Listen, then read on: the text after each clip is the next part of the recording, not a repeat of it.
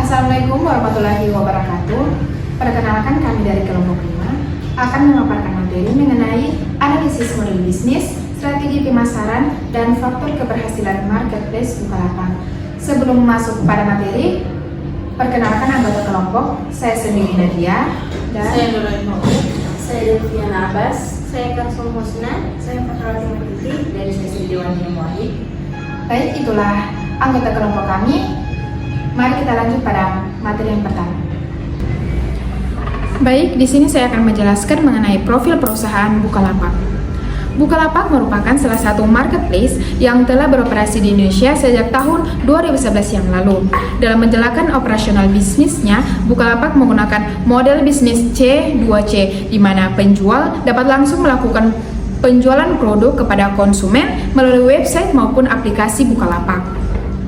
Bukalapak merupakan marketplace yang didirikan oleh pemuda asli Indonesia, yaitu Ahmad Zaki pada tahun 2010. Pada awal berdirinya perusahaan ini memiliki visi untuk menciptakan sebuah sistem perdagangan yang dapat membantu meningkatkan kualitas UMKM yang ada di Indonesia dengan semangat untuk membuka akses perekonomian yang lebih besar dan dapat dirasakan oleh seluruh lapisan masyarakat.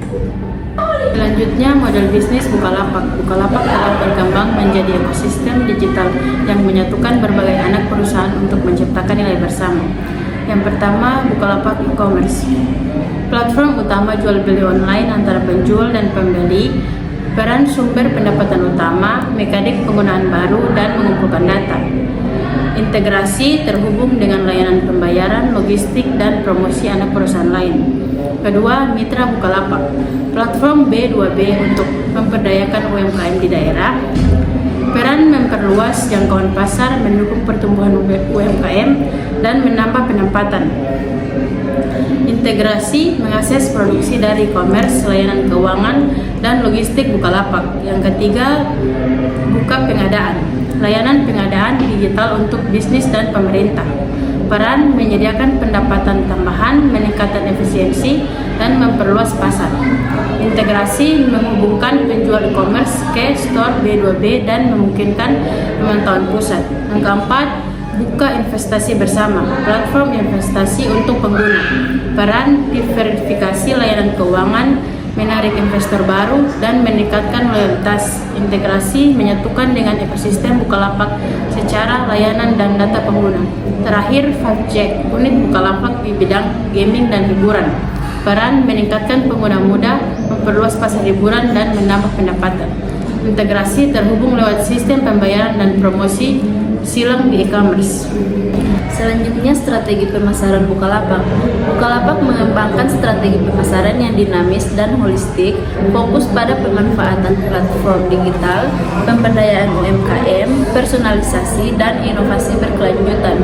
Tujuannya adalah membangun ekosistem e-commerce yang berkelanjutan dan memberikan nilai tambah bagi semua pemangku kepentingan.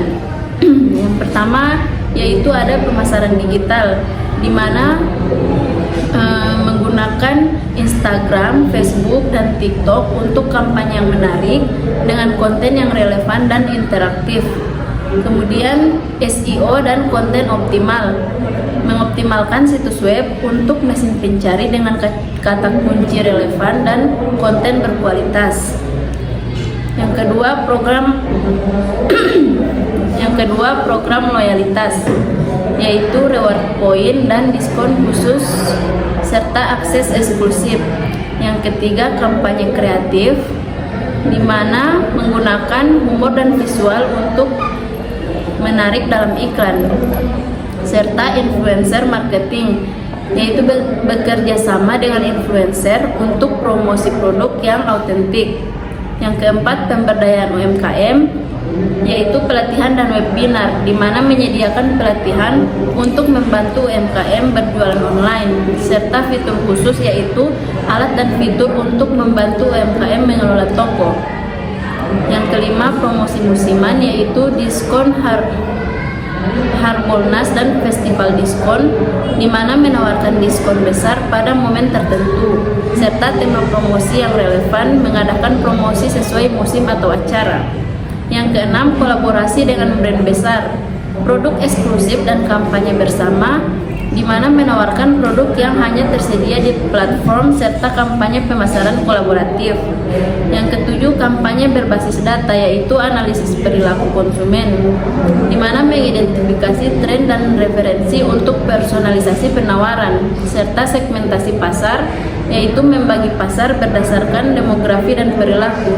Dan yang terakhir, layanan pelanggan, yaitu dukungan 24/7, di mana menyediakan layanan pelanggan yang responsif serta sistem umpan balik, di mana menggunakan umpan balik untuk meningkatkan layanan. Selanjutnya ada faktor keberhasilan Bukalapak. Yang pertama ada faktor internal. Faktor internal mencakup elemen-elemen yang berada dalam kendali perusahaan dan dapat mempengaruhi kinerja serta strategi bisnis. Dalam konteks Bukalapak ada beberapa faktor internal yang signifikan. Yang pertama, kekuatan brand dan kesadaran merek. Bukalapak memiliki brand awareness yang tinggi di kalangan konsumen Indonesia. Yang kedua, diversifikasi layanan. Bukalapak tidak hanya beroperasi sebagai marketplace untuk produk fisik, tetapi juga telah memperluas layanannya ke sektor vintage dan pengadaan. Yang ketiga, inovasi teknologi. Bukalapak terus berinvestasi dalam teknologi untuk meningkatkan pengalaman pengguna. Dan yang keempat, ada tim yang kompeten. Keberhasilan Bukalapak juga didukung oleh tim yang ahli di bidangnya. Dan yang terakhir, ada kelemahan dalam operasi. Meskipun memiliki banyak kekuatan, Bukalapak juga menghadapi beberapa kelemahan seperti kerugian operasional. Baik, materi yang terakhir ada faktor eksternal. Faktor eksternal mencakup elemen-elemen di luar kendali perusahaan yang dapat mempengaruhi kinerja dan strategi bisnis. Dalam hal ini, Bukalapak menghadapi berbagai peluang dan ancaman yang berasal dari lingkungan eksternal. Yang pertama, ada peluang pertumbuhan e-commerce.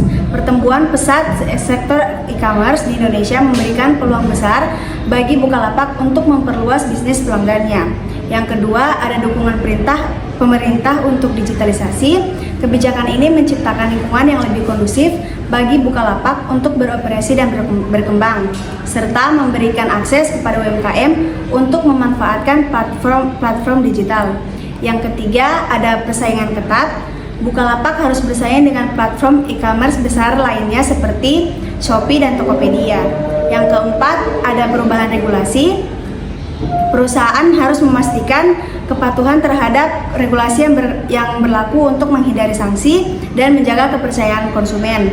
Dan yang terakhir, ada perubahan preferensi konsumen. Dinamika perilaku konsumen yang cepat berubah menuntut Bukalapak untuk selalu beradaptasi.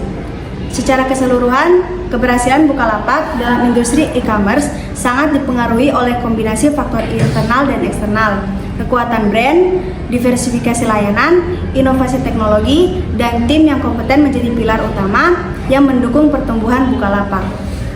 Baik, dari pemaparan teman-teman tadi dapat disimpulkan bahwa keberhasilan Bukalapak sebagai salah satu marketplace terkemuka di Indonesia merupakan hasil dari sinergi antara faktor internal dan faktor eksternal.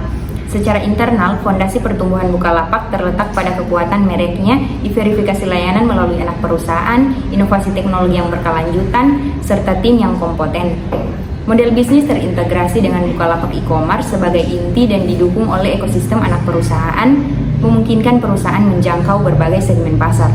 Kemudian secara eksternal, pertumbuhan pusat e-commerce di Indonesia, dukungan pemerintah terhadap digitalisasi UMKM, dan pertumbuhan perilaku konsumen memberikan peluang bagi Bukalapak. Namun persaingan ketat dan perubahan regulasi menghadirkan tantangan yang memerlukan strategi adaptif dengan pemahaman dan pengelolaan yang baik terhadap faktor-faktor internal dan eksternal ini. Bukalapak berhasil mempertahankan posisinya di pasar e-commerce Indonesia. Dari kesimpulan tersebut, kami menyarankan kepada Bukalapak untuk mempertahankan dan meningkatkan posisinya di pasar e-commerce Indonesia. Bukalapak perlu mempertimbangkan beberapa saran, diantaranya peningkatan pengalaman pengguna, penggunaan ekosistem UMKM, inovasi layanan keuangan, ekspansi ke pasar baru, adaptasi terhadap perubahan regulasi, dan yang terakhir, fokus pada probabilitas. Sekian pemaparan materi dari kelompok 5. Assalamualaikum warahmatullahi wabarakatuh.